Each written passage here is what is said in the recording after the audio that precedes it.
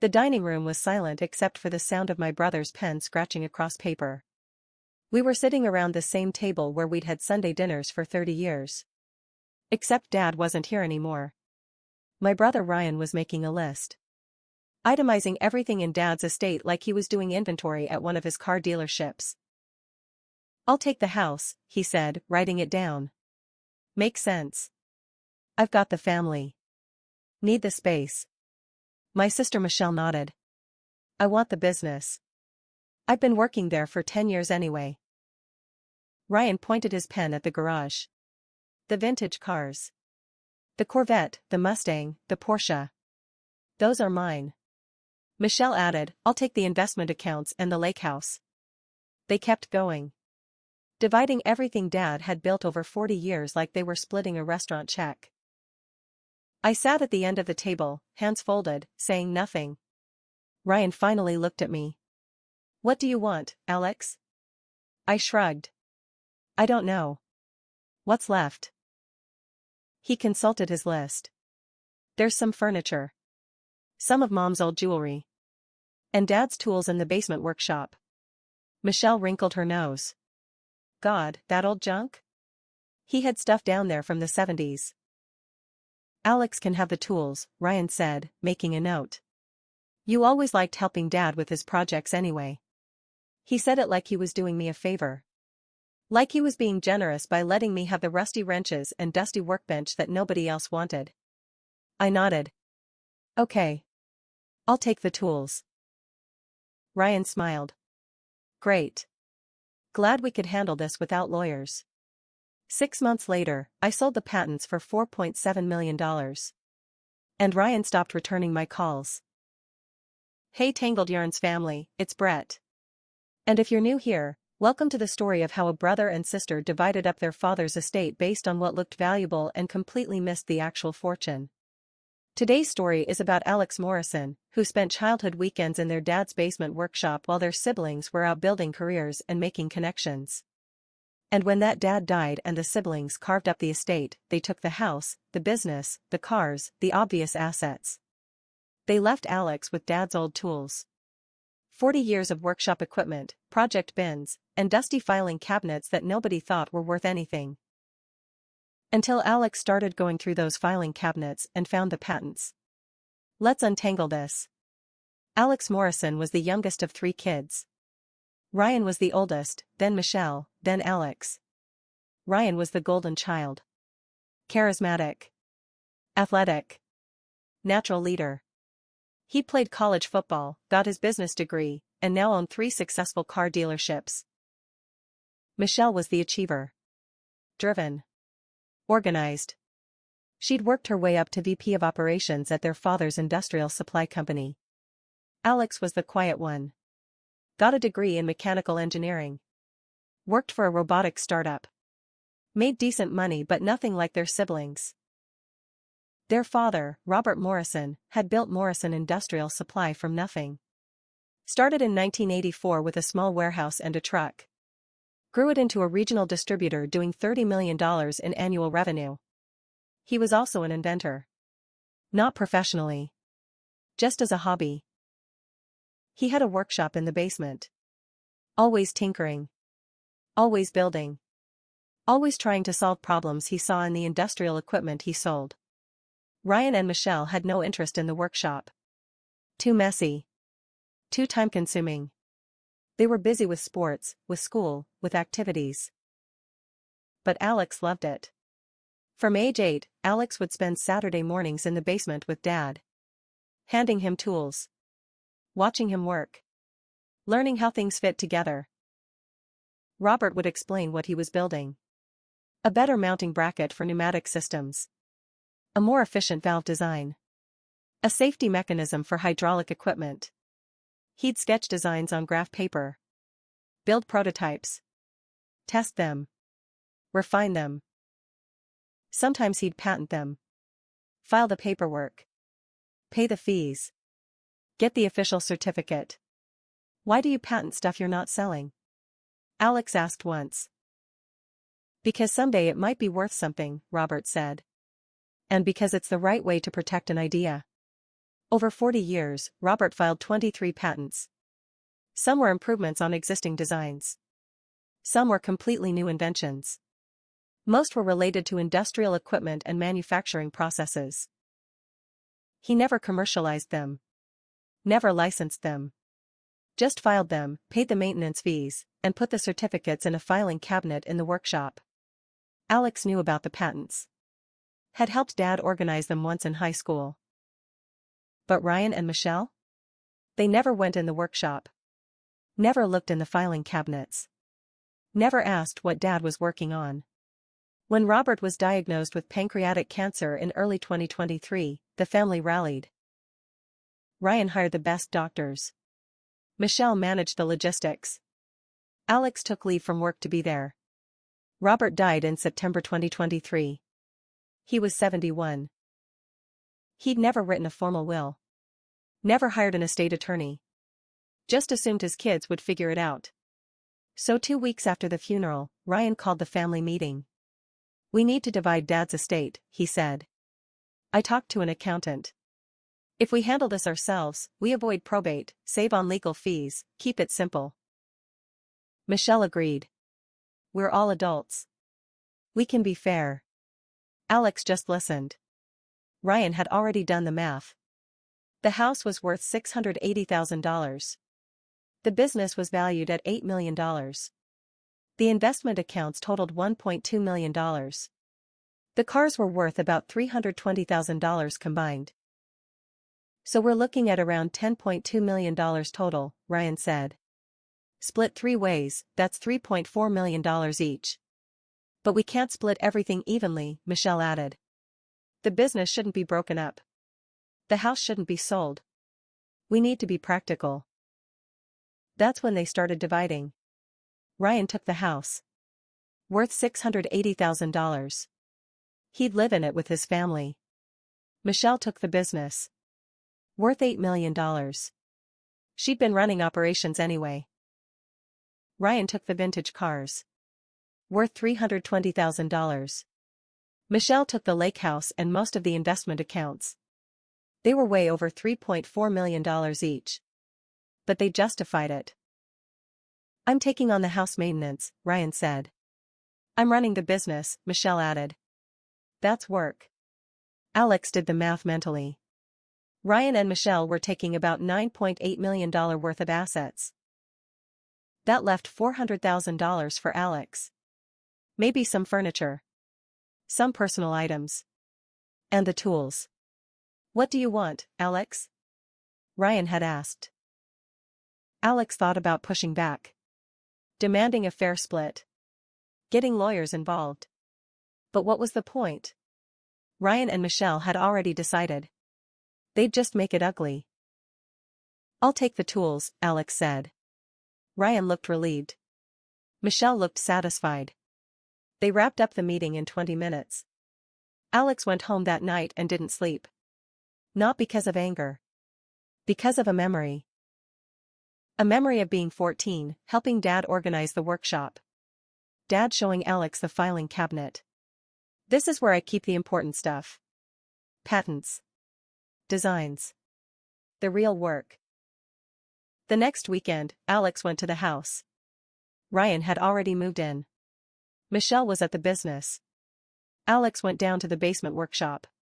40 years of tools. Workbenches. Half-finished projects. Bins of parts. And 3 filing cabinets. Alex started going through them. The first cabinet was full of old manuals. Equipment guides. Maintenance schedules. The second cabinet had sketches. Designs. Calculations. Decades of Dad's project notes. The third cabinet had the patents. 23 patents. Filed between 1985 and 2022. Alex pulled them all out. Spread them across the workbench. Some were expired. Some were abandoned. Dad had stopped paying maintenance fees when he got sick. But 11 were still active. Still protected. Still valid. Alex started researching. One patent was for a pneumatic valve design. Filed in 1994. It had been cited in 47 other patents. Companies had clearly built on Dad's work. Another was for a hydraulic safety mechanism. Filed in 2003. Alex found it being used in industrial equipment sold by 3 major manufacturers. Another was for a modular mounting system. Filed in 2011. It was nearly identical to a component being used in a popular robotics platform. Over the next 2 weeks, Alex documented everything. Found where the patents were being used. Identified the companies. Calculated the potential licensing value. Then Alex hired an intellectual property attorney. Her name was Sandra Chen. She specialized in patent licensing and enforcement. Alex showed her the patents. Explained the situation. Sandra reviewed everything. Alex, some of these patents are being actively infringed. These companies are using your father's designs without licensing them. What does that mean? It means you have a case for back licensing fees and ongoing royalties.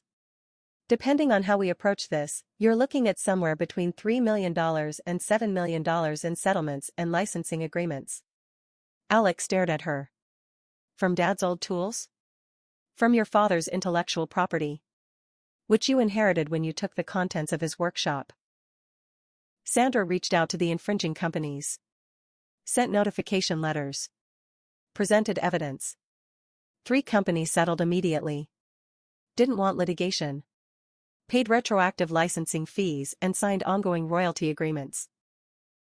2 companies tried to fight. Sandra filed suit. Showed the patents. Showed the infringement. Showed the timeline. They settled before trial. By March 2024, Alex had collected $4.1 million in settlements. Plus ongoing royalty agreements worth approximately $180,000 per year.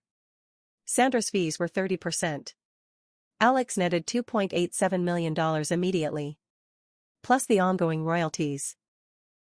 And there were still patents with potential value that hadn't been monetized yet. Total estimated value of Dad's old tools, $4.7 million. Alex didn't tell Ryan and Michelle right away. Just went quiet. Stopped coming to family dinners. Stopped responding to group texts. Ryan noticed first. Called in May. Hey, you've been MIA. Everything okay? Yeah. Just busy. Busy with what? Work stuff. Listen, Michelle and I were talking. We feel bad about the estate split.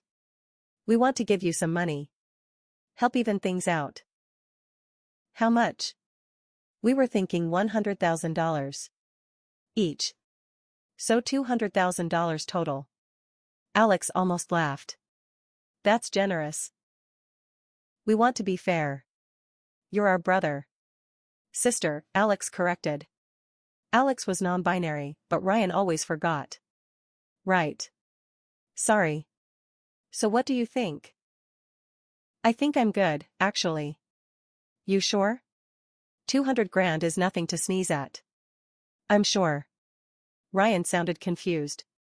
Okay. Well, offer stands if you change your mind. The truth came out in July. Michelle ran into Alex's attorney at a legal conference. Mentioned her father's estate. Sandra, not knowing it was confidential, mentioned the patent settlements. Michelle called Alex immediately. You settled patents? What patents? Dad's patents. From the workshop. For how much? Enough. Alex, I need a number. Why? Because we split the estate 3 ways. If there was value we didn't account for, you split the estate how you wanted, Alex interrupted. I got what you gave me. The tools. Remember? The junk you didn't want? Those weren't just tools. Those were business assets. Those were the contents of Dad's workshop. Which you specifically assigned to me. We didn't know there was value. That's not my problem. Michelle went quiet. How much, Alex? $4.7 million. Give or take. Alex heard her inhale sharply.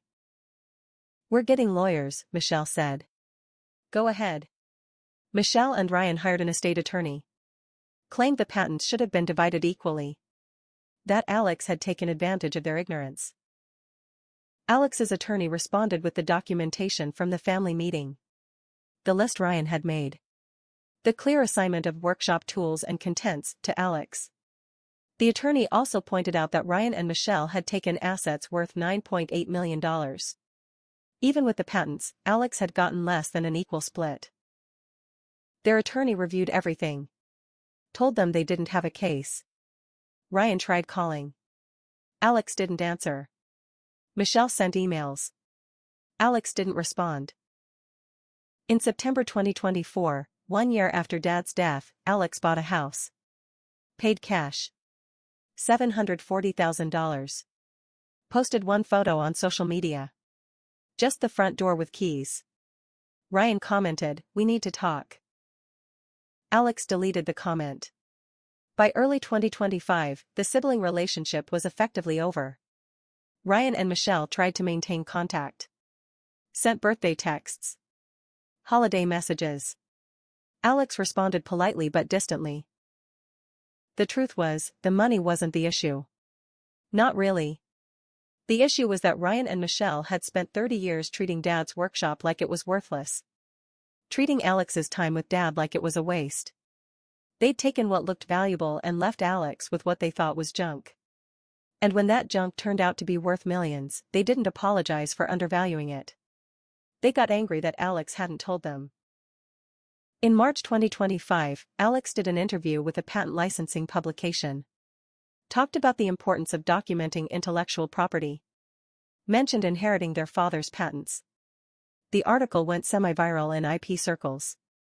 Ryan saw it. Sent a text, "Really? You're doing press about this?" Alex replied, "Dad spent 40 years inventing things you never bothered to learn about. I'm making sure people know his work mattered." Ryan didn't respond. Michelle sent a longer message, "I understand you're hurt. But we're still family. Dad wouldn't want us divided like this." Alex replied, "Dad spent every Saturday for 10 years teaching me about his work. You spent those Saturdays doing literally anything else. He knew who valued what he was building. That's why I got the workshop." Michelle didn't respond either. By mid-2025, Alex had used some of the patent money to start a foundation. The Robert Morrison Innovation Fund. It provided grants to hobbyist inventors to help them patent and protect their designs. Alex ran it part-time. Funded it with the ongoing royalties. And every application asked the same question, "Who taught you to build?" Most people wrote about a parent. A grandparent. A mentor. Alex funded the ones who remembered who taught them. Let's talk about what actually happened here. This story isn't about patents. It's about value. And what we choose to see. Ryan and Michelle looked at Dad's workshop and saw junk. Old tools. Dusty projects. Stuff that didn't fit their idea of what an estate should include. They took the house. The business. The cars. The things that looked valuable. Alex took what they didn't want. And found millions of dollars in intellectual property they'd completely overlooked. But here's the thing, Alex didn't get lucky. Alex knew what was in that workshop. Had spent years learning what Dad was building. Ryan and Michelle could have asked. Could have gone through the filing cabinets. Could have done basic due diligence. They didn't. Because they assumed that if something was valuable, they'd already know about it. That's not inheritance planning. That's arrogance. And when you divide an estate based on what you think is valuable without actually investigating, you miss things. Expensive things. The real tragedy here isn't that Ryan and Michelle lost millions. It's that they spent 30 years ignoring what their father was passionate about. They didn't lose money when Alex found the patents. They lost it decades earlier when they decided Dad's workshop wasn't worth their time. Alright, Tangled Yarns family, your turn. Have you ever inherited something that everyone else thought was worthless and discovered it was actually valuable? Or have you watched family members fight over the valuable stuff while completely missing what actually mattered? Drop your stories below. Because the things people overlook in estates always tell you what they valued in life. If this one hit home, hit that like button. Subscribe for new stories every single day. And remember, the most valuable inheritance isn't always the one that looks expensive. Sometimes it's the one nobody else wanted. I'm Brett. This is Tangled Yarns. And that yarn? Officially untangled. See you tomorrow.